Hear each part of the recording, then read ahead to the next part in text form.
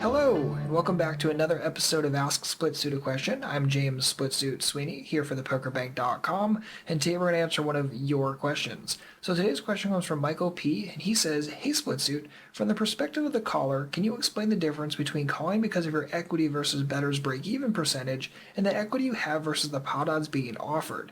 I'm kind of confused as to which one should be your guideline for calling." So Michael, this is a great question, and it's one that a couple of people did have in both the pot odds video and the break-even percentage math video that I did.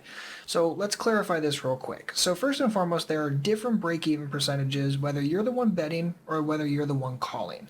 And that should just make sense, right? Since the break-even percentage is simply risk divided by risk plus reward.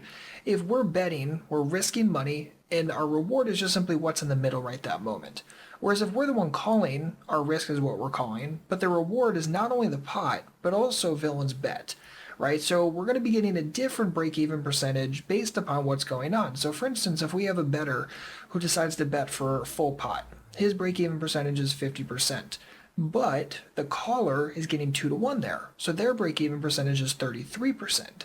So this is a really fair question.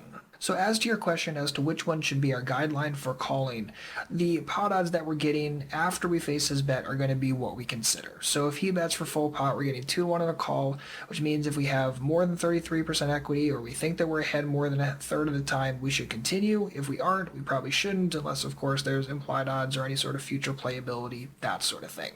So the pot odds that you're getting as the caller should be your guideline for calling.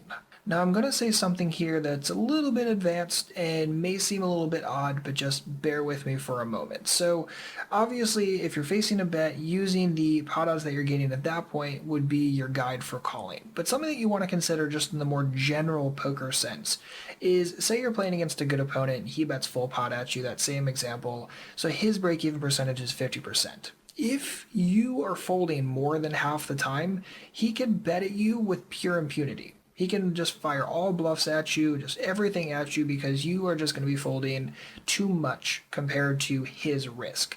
So you need to consider that if you're playing against a good opponent, how often you're folding and making sure that you're not folding too often, either relinquishing equity that you shouldn't be relinquishing or just letting him bluff you with way too wide of a range, that sort of thing.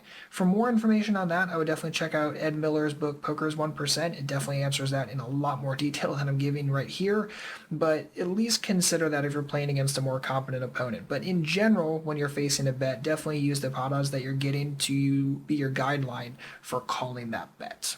So Michael, thanks for the great question, and hopefully this helps you the next time you're facing a bet and need to make a calling decision. And if you or anyone else has a poker-related hand or question, feel free to leave it on our Google Plus page. Leave a link for that in the description box. And also please make sure to like and subscribe if you're enjoying this type of video. If you have any questions, please don't hesitate to let me know. Otherwise, good luck out there, and happy grinding.